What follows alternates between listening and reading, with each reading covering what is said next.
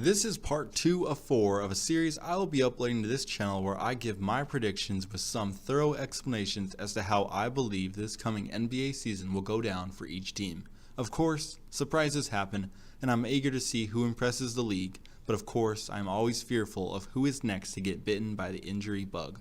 But let's turn off injuries and predict the 2019 NBA season. Part 2, Eastern Conference winners. Barely slipping into this coming NBA playoffs as the 8th seed, I have the New York Knicks. A bold prediction, yes. This team has not done much these past few years, but I feel the Eastern Conference has thinned out enough at the top to allow some less than stellar teams into the playoff mix. I think the Knicks are one of these teams. I understand that Kristaps Porzingis is gone for an unknown amount of time. I have read he will be back by December, and I have read he won't be back at all. ACL injuries aren't what they once were, and Porzingis is still very young. I expect him to make a return this season and play well. The biggest reasons I think the Knicks slide in, though, is the fact that they still have their muscle and Enes Kanter manning the paint. Last year's late addition Trey Burke is looking to play out an entire year with the team as a starting point guard, and Tim Hardaway Jr. is also returning from an injury. This team has the pieces to make a playoff run in the East, while simultaneously having young players to build a franchise through. I want the Knicks to be competitive again, and I am going out on a limb by putting them over the Heat and Pistons, which I stand by. Finishing 7th this year is my most bold Eastern Conference prediction. Making their return to the playoffs are the Chicago Bulls. Aren't these the same Bulls who only won 27 games a year ago? Sort of, but 3 noteworthy things have morphed the Bulls into a playoff squad. Firstly, the signing of former number 2 overall pick Jabari Parker. Parker wound up a Bull because he was injury prone. This is true. Last season, he only played in 31 games. In fact, for the entire career of Jabari, he has only appeared in 55% of possible games. Not a good omen. Yet 2 years ago, before his second knee injury, in 51 games, Jabari averaged 20.6 rebounds a night on 49 and 36% shooting. The man can score at a very high and efficient rate. If he is healthy, he is a possible all-star. The next major addition is a healthy Zach LaVine. LaVine is an underappreciated future all-star. Before his knee injury a year ago, he was putting up 18 points a night with 46 and 38% shooting. He is young, talented, and now healthy. The last reason I put this team in the 7th slot is the very slight leveling up of Lauri Markkanen and Bobby Portis. Markkanen is a stretch 4 of dreams, and Portis is a rough and tough 4 who can also stretch the floor. The Bulls have the pieces to become a powerhouse in the coming years. The biggest knock is that 3 of their 4 best players are power forwards. Landing in the 6th seed this coming season will be the Milwaukee Bucks. You may not like this prediction, because how could Giannis Antetokounmpo's Bucks remain so low? Well, they have not made any big changes. Their biggest and pretty much only moves this offseason were the signings of Brook Lopez and Ersan Ilyasova. Lopez is a very large and very just okay spot-up 3-point shooter, but the dude doesn't rebound, and his rim protecting abilities have been dwindling each of the past few years. Ilyasova is a very good veteran pickup, as he is a fan favorite and he can stretch the floor while simultaneously rebounding and playing good defense. Then you have the return of Eric Bledsoe, who is not an elite level point guard 90% of the time, and Tony Snell, who makes $10 million to score 6 points a game. The obvious brightest spot is Giannis Antetokounmpo, who I seriously predict to be the Eastern Conference best player.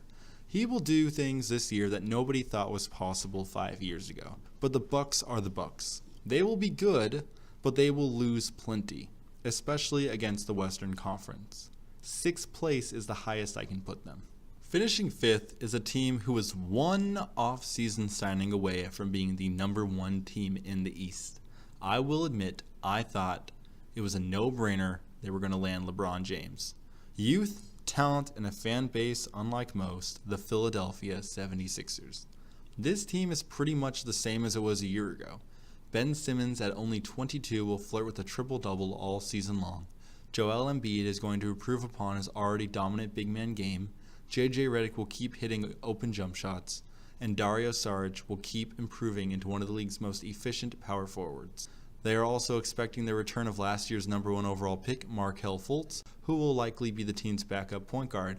But even if he confounds again, TJ McConnell has already proven he is a very good choice to play the reserve point role.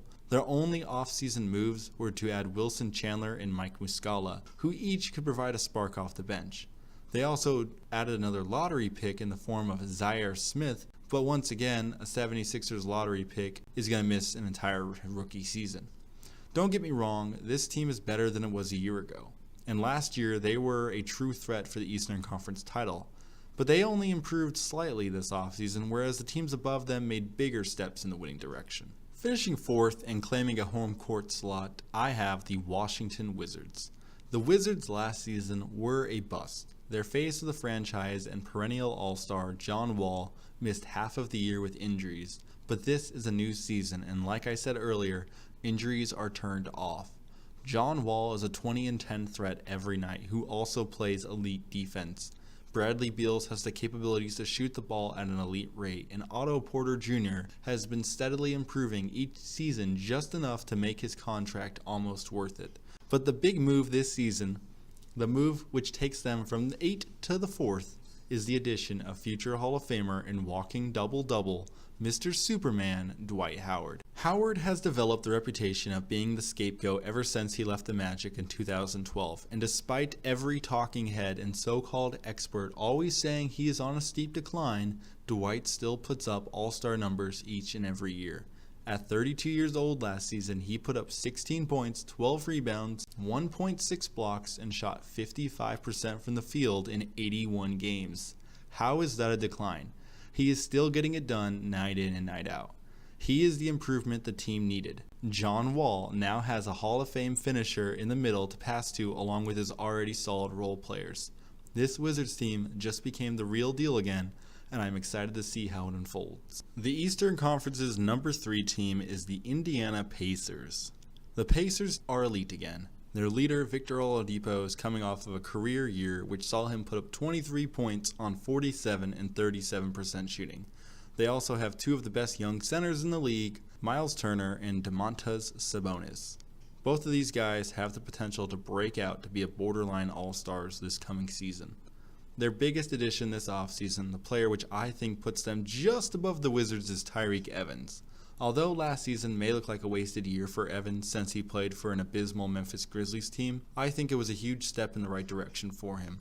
It was the confidence booster Evans has never seen since his rookie year. The dude has had awful luck and played for some horrible teams, but now the stars are aligned. He is back to where he once was ability-wise and remains out of the limelight.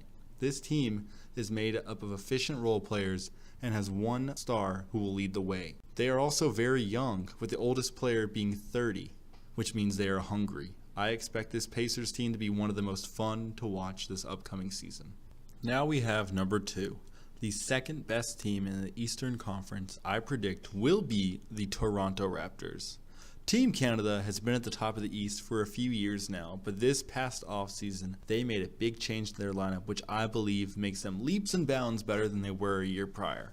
They lost DeMar DeRozan, a big loss, yes, but they gained Kawhi Leonard, the 27-year-old former Finals MVP and 2-time Defensive Player of the Year. Leonard is the guy they have needed to put them over the top. He is one of the league's best two-way players, whilst also being one of the most professional and reserved all-stars in NBA history. Last season was a weird one, but I think it is safe to say that now Leonard is healthy. Now he will build off of the 25.5 rebounds a game guy we saw 2 years ago.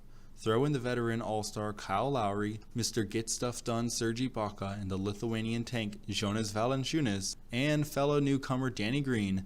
This team just became title contending. I want to see them on the floor now. I want to witness what could be the best iteration of the Toronto Raptors franchise. Gone are the days of Vince Carter, Chris Bosh, and DeMar DeRozan. Now it is time for Kawhi Leonard. And now we have the top, the grand finale of the East, the team which I believe has the best hope for putting up a fight with the stacked Western Conference. I predict the number 1 seed of the East will be the Boston Celtics. This Celtics team has everything. They have all-stars in their prime, veterans who can still get things done, and youth who is ready to take the next big step. along with a coaching staff unlike any other. The Celtics are a force to be reckoned with. Kyrie Irving is back and healthy and ready to prove he is the best player in the Eastern Conference. Gordon Hayward is set to make Celtics debut number 2, where he is not expected to dominate, but even a decent Hayward will still put the team over the top. Al Horford's game continues to evolve as he is proving to be the model stretch 5 in today's NBA. Jason Tatum just had a legendary shooting season as a rookie, and now the focus on him is diminished even more. And Jaylen Brown is a purebred NBA winner at only 22 years of age. Sprinkle in a youthful supporting cast of hardworking backups and you have a winning team. I don't think there is much debate. The Celtics are the real deal this year. It will be exciting to watch. That wraps up my winners for the Eastern Conference. Next video will be covering the losers of the West. I hope you guys enjoyed the video. If you want to see more weekly basketball discussion videos, please subscribe. If you would like to support the channel, head on over to hustlecosupply.com and use my code HAZE20, that is HAZE20, for 30% off. Also, maybe check out my Instagram, HAZE092895. Thank you all. See you next time.